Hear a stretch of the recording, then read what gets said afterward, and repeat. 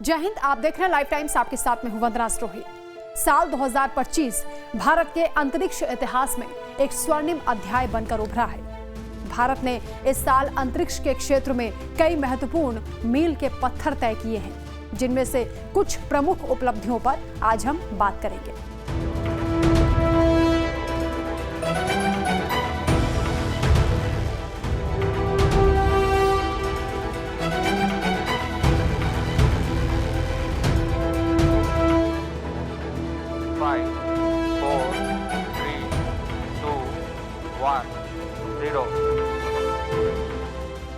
सबसे पहले चर्चा करते हैं स्पेस डॉकिंग एक्सपेरिमेंट की। 16 जनवरी 2025 को भारतीय अंतरिक्ष अनुसंधान संगठन यानी इसरो ने पहली बार अंतरिक्ष में 2 उपग्रहों को सफलतापूर्वक जोड़कर स्पेस डॉकिंग तकनीक में महारत हासिल की है। इस मिशन के तहत 2 छोटे उपग्रह SDX-01 और SDX-02 को पृथ्वी की कक्षा में डॉक किया गया।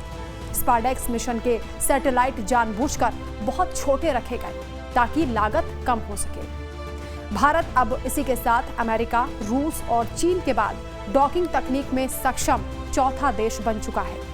भविष्य में भारत अंतरिक्ष स्टेशन, चंद्रमा मिशन और सैटेलाइट रिपेयर के लिए यही तकनीक सबसे अहम होगी। दूसरे नंबर पर बात करते हैं श्रीहरिकोटा से 100वां रॉकेट लॉन्च हुआ।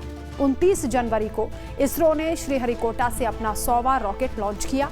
श्रीहरिकोटा के सतीश धवन अंतरिक्ष केंद्र से GSLV F-15 रॉकेट ने NVS-02 नेविगेशन सैटेलाइट को सफलतापूर्वक अंतरिक्ष में स्थापित किया।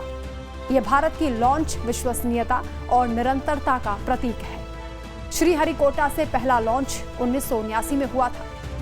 NAVIC का सिग्नल भारत के साथ साथ 1500 किलोमीटर बाहर तक काम करता है। यह सिस्टम भारत का अपना GPS सिस्टम है। केवल कुछ ही देश ऐसे हैं जिनके पास स्वदेशी नेविगेशन सिस्टम है। अब बात करते हैं तीसरी उपलब्धि की, एक्सियोम 4 मिशन। जी हां, 25 जून को ग्रुप कैप्टन शुभांशु शुक्ला ने एक्सियोम 4 मिशन के तहत इंटरनेशनल स्पेस स्टेशन की यात्रा की और वो अंतरिक्ष में जाने वाले दूसरे भारतीय बने। उन्होंने इस मिशन में वैज्ञानिक शोध, माइक्रोग्रेविटी रिसर्च के लिए यात्रा की। अंतर्राष्ट्रीय अंतरिक्ष स्टेशन यानी ISS जाने वाले वो पहले भारतीय अंतरिक्ष यात्री बने। यह मिशन भारत के मानव अंतरिक्ष कार्यक्रम की दिशा में एक अहम कदम है। चौथी उपलब्धि की बात करते हैं, यह है निसार मिशन। 30 जुलाई को नासा और इसरो का संयुक्त रडार उपग्रह निसार लॉन्च हुआ। निसार अब तक का सबसे उन्नत अर्थ ऑब्जर्वेशन रडार सैटेलाइट है। यह उपग्रह पृथ्वी के इकोसिस्टम और प्राकृतिक आपदाओं जैसे कि बाढ़, भूकंप और जलवायु परिवर्तन पर निगरानी रखने के लिए डिजाइन किया गया है। यह सैटेलाइट 1 सेंटीमीटर तक की जमीन की हलचल को पकड़ सकता है। यह मिशन भारत और अमेरिका के बीच विज्ञान और तकनीक के सहयोग का एक बेहतरीन उदाहरण है। अब बात करेंगे 5वीं उपलब्धि की। CMS-03 लॉन्च हुआ। 2 नवंबर को इसरो ने अपने सबसे भारी कम्युनिकेशन सैटेलाइट CMS-03 को LVM-3 रॉकेट से लॉन्च किया। इससे भारत में ब्रॉडबैंड, रक्षा, संचार और डिजिटल इंडिया को और भी सशक्त किया जाएगा। इस मिशन की सफलता ने LVM-3 रॉकेट की 100% सफलता दर यानी सक्सेस रेट को और मजबूत किया है। और अब बात करते हैं छठी उपलब्धि की, गगनयान G1। जी हां, 23 अक्टूबर 2025 को इसरो के अध्यक्ष डॉक्टर V नारायणन ने यह घोषणा की कि गगनयान मानव रहित परीक्षण उड़ान मिशन G1 का 90% काम पूरा हो चुका है और उसका प्रक्षेपण दिसंबर 2025 के आखिरी हफ्ते में किया जाएगा। 24 दिसंबर 2025 में भारत का पहला मानव रहित अंतरिक्ष मिशन गगनयान G1 लॉन्च किया जाएगा। इस मिशन में एक मानव रूपी रोबोट जिसे व्योम मित्र कहा जा रहा है उसे भेजा जाएगा, जो कि अंतरिक्ष यान के सिस्टम और मानव यात्रा से जुड़ी तकनीकों का परीक्षण करेगा। भारत मानव अंतरिक्ष उड़ान में अमेरिका, रूस और चीन के बाद ये चौथा बड़ा दावेदार है।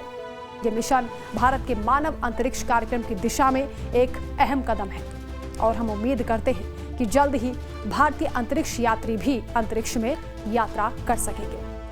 7वीं उपलब्धि, आदित्य L1 जी हाँ, ये भारत का पहला सौर मिशन है जिसे सूर्य के अध्ययन के लिए 2023 में लॉन्च किया गया था।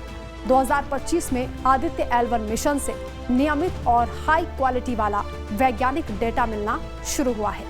फरवरी 2025 में आदित्य L1 पर लगे solar ultraviolet imaging telescope sweet ने सूर्य की निचली परतें जिसमें फोटोस्फीयर और क्रोमोस्फीयर में एक बेहद शक्तिशाली सोलर फ्लेयर के कोर की ऐतिहासिक तस्वीरें कैद की हैं। इस अभूतपूर्व अवलोकन से वैज्ञानिकों को सूर्य की गतिविधियां और सोलर स्टॉर्म को बेहतर ढंग से समझने में मदद मिली है।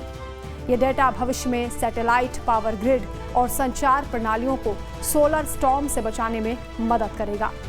इन उपलब्धियों के पीछे भारतीय सरकार का लगातार समर्थन और निवेश है। सरकार ने इसरो को अधिक वित्तीय संसाधन मुहैया कराए हैं, जिससे इसरो ने अपने मिशनों को तेजी से पूरा किया है।